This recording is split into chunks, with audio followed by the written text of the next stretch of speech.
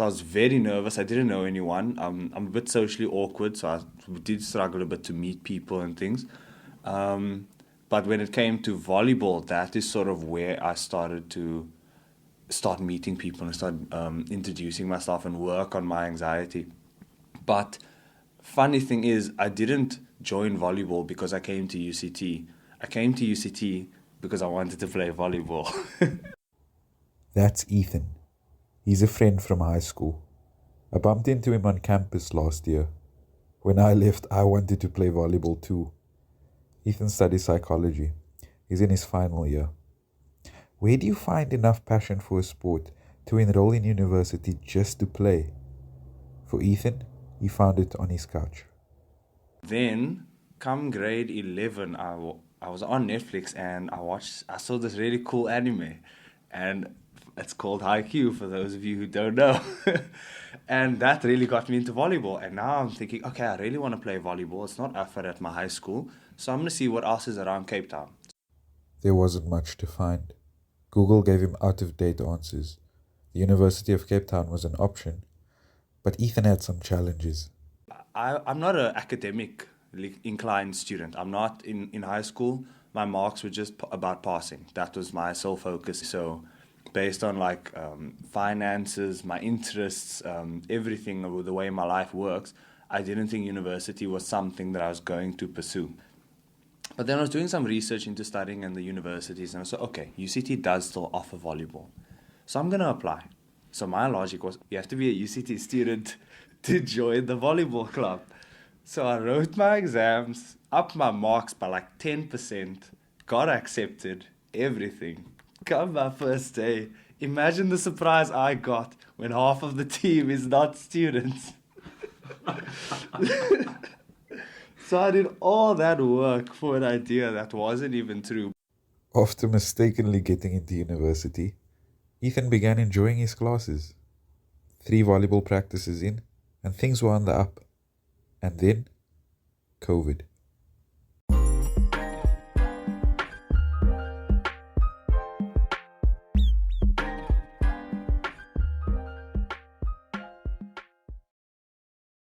I actually only played my first match last year, or 2 years ago actually, 2021. We've had about consistently 5-6 people come to training. That's boys and girls combined, so we didn't have a full volleyball team at the time. And my first match was sort of just a gathering of old players who have played. Luckily, they're all pretty good, so they didn't miss out from not coming to training. I'm pretty sure I was the only newcomer on the team at the time. Yeah, that's sort of what I remember. I was sort of just excited to play. Maybe part of me was a bit let down, the fact that it was sort of like a put-together thing, a friendly. We didn't have kit or anything like that. How do you resurrect a dying club? They had no coach, no kit, no money, and barely any players. It was time for Ethan to step up. It was basically a group of friends getting together, playing volleyball on the odd occasion. Eventually, that year's committee came in and said, hey guys, we would love for you to join the committee. These are the positions that there are. It's really important that people start running the club. And I didn't actually want to be on the committee because at that point, I've never been in any leadership roles. My anxiety will not let me take on something like this. There's no ways I'm going to do it. I just want to focus on playing. But then I think to myself, you know what, Ethan? This is really one hell of a sport. It's fun, it's competitive, it's challenging also. Hands down, it's the most, in my opinion, it's the most challenging and technically challenging game that there is. As the new head of marketing, Ethan revamped UCT Volleyball's social media. He made it colorful, exciting short TikToks were made. Students began engaging. The rebrand was nearly complete. When Plaza Day rolled around, it was time to spread the word. UCT Volleyball was waking up. The committee spoke to hundreds of students. They offered free cool drink for every sign-up. To make things even sweeter, there was a jumping castle volleyball court available to anyone. But after the dust settled, had the changes worked? We noticed it the first day of training because, like I said, in the previous year, we were used to seeing like the same 6, 7 people throughout the week, and that was about it. Come to training, we've got like 90 to 100 people showing up. We've got one coach having to deal with all these people because we didn't expect all of them to show up. And we were so hyped when we saw all these people. It was like, damn, we actually managed to get all these people to see how much fun volleyball is. And a lot of them are still here to this day. What's so special about UCT Volleyball? Why are so many people still there? I just wanted to give people this like safe space and this fun place to come to. So I don't care how good you are. I don't care if you've never played before, if you're a veteran, or what, any of that. I just want you to be able to come to UCT Volleyball and say, you know what, I had a great time. I can't wait until next week. I can't wait until Wednesday, whatever. That is the sole focus that I wanted our club to be. To be inclusive, to be fun, to be vibrant. We've got a speaker where we play music now during training. We've got a coach who's also very vibrant, very loud, talkative, things like that. It's not all rainbows and butterflies, however.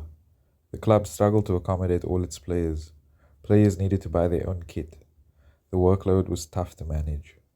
Because of his new leadership role, Ethan could barely find time to play himself. A lot of his fellow committee members were struggling with their own course loads and couldn't always be as committed. But, despite the struggles, he is unwavering. UCT Volleyball has become more than a hobby. It's more than just a sports society too. It's a community. For me personally, I have met people that I'm ready to spend my life with in terms of friends-worthy wise. We'll get into that topic later on. I've made lifelong friends. We go out together. We spend time together on campus, outside of campus, everything. We get along so well. And funny enough, a lot of us started because of IQ as well. So we've got that backing with us already, which is so much fun. We've got a lot in common, love these people. After accidentally enrolling, Ethan wants to do honors in social development. Volleyball has changed his life. I asked him if he would still be involved in the sport after UCT. That is exactly what I want to do for the rest of my life. I want to focus on helping the community, building the community through sport. Because I feel like that's the best way I can personally do it. I'm merging my two favorite things, helping people and physical activity.